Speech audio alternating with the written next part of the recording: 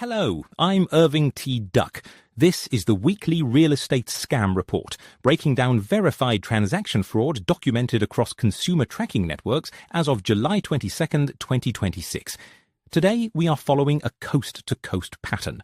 Fake landlords, forged property documents, pressure payments, cloned listings, and counterfeit housing portals. I will move case by case, because every example shows the same lesson. When money moves before identity, ownership, and listing authority are verified, the scammer is already winning. On July 18th, 2026, at 2:15 p.m. Mountain Daylight Time in Las Cruces, New Mexico, a renter lost $1,800 after paying first month's rent and a deposit through Apple Pay to a fake out-of-state landlord. The key red flag was speed. The payment moved before the renter could confirm the owner, inspect the lease chain, or verify that the person requesting funds had any legal right to rent the property. Peer-to-peer payment convenience became the trap. On July 14th, 2026, at 11 a.m. Eastern Daylight Time in Charlotte, North Carolina, federal authorities sentenced a scammer in a $1.4 million deed forgery scheme targeting properties of deceased owners. This was not a simple rental trick, it was title fraud, using forged records and vulnerable property histories to steal equity from estates. The warning for families is clear. After a death, property records should be monitored quickly because vacant ownership data can attract professional document fraud. On July 17th, 2026, at 9 a.m. Pacific Daylight Time in Portland, Oregon, a new tenant was targeted by a fraudster posing as an HOA official, demanding an immediate $1,200 emergency assessment. This one worked by borrowing the authority of a homeowners association and adding urgency. Real assessments should be confirmed through official management contacts, written account history, and known payment channels. If a stranger creates a sudden deadline and demands money outside the normal process, pause before paying.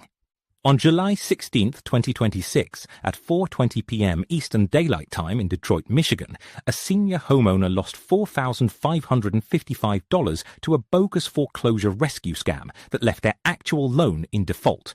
The scammer sold relief but did not solve the mortgage problem. That is why foreclosure help must be verified through the lender, a licensed housing counselor, or a legitimate legal professional. Any rescue pitch that asks for cash first while promising secret access deserves immediate suspicion. On July 19th, 2026, at 10:05 a.m. Central Daylight Time in Minneapolis, Minnesota, an unlicensed seller triggered a predatory forfeiture clause over a $70 late fee, threatening eviction on a contract for deed buyer. The amount was small, but the consequence was enormous. Contract for deed buyers can be exposed when paperwork is harsh, licensing is unclear, or forfeiture rules are weaponized. Before signing, buyers need independent review, written cure rights, and confirmation that the seller is legally operating. On July 20th, 2026, at 1:14 p.m. Eastern Daylight Time in Garland, Texas, a renter lost $1,600 after an overseas military scammer promised key delivery via courier using a fake tracking code. The story was designed to sound noble and urgent at the same time. An absent owner, a locked house, and keys supposedly on the way. But real access should never depend on paying first to a person you have not verified through the listing authority, property records, or a licensed local contact.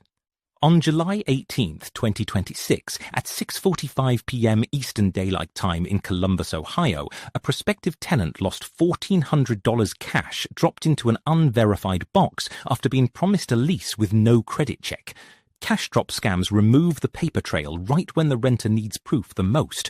A no-credit check promise can sound helpful, especially during a stressful search, but it should not replace a real application, a verified landlord identity, and a legitimate signed lease before money changes hands. On July 21st, 2026, at 8:30 a.m. Eastern Daylight Time in Tampa, Florida, scammers cloned a $900,000 Zillow sales listing and tricked a tenant into wiring $3,200 in fake deposit fees. The listing looked expensive, polished, and familiar, which made the fraud feel credible. But a sales listing copied into a rental pitch should trigger a hard stop. Compare addresses, contact the primary listing source, and never send deposit money to a shadow profile outside verified channels. On July 19, 2026, at 3:10 p.m. Pacific Daylight Time in Sacramento, California, a renter lost $2,100 to a cleaning protocol scam that issued fake authorization keys for an occupied house. This scam used operational language to sound official: cleaning, access, authorization, and key release. But the house was not truly available to that renter. If a property is occupied, or access depends on a strange payment step, verify with the owner of record and the listing authority before sending anything. On July 20th, 2026, at 11:50 a.m. Eastern Daylight Time in Atlanta, Georgia, low-income families lost $500 each in prepaid gift cards after responding to fake Section 8 priority waitlist ads. This is especially cruel because it targets people seeking stability. Real housing assistance should not require gift card codes through a random portal. Families should check official housing authority websites directly, avoid sponsored imposter links, and treat any prepaid card demand as a bright red fraud signal. Across these cases, the pattern is not random. The scammer creates urgency, borrows authority, and pushes payment into a channel that is hard to reverse. Your safest move is to verify the listing source before you verify the seller's story. To shield your personal identity and escrow assets from unverified portals, you must anchor your search to the primary listing authority. Download the Listing Agent Finder on the App Store today, free all summer long.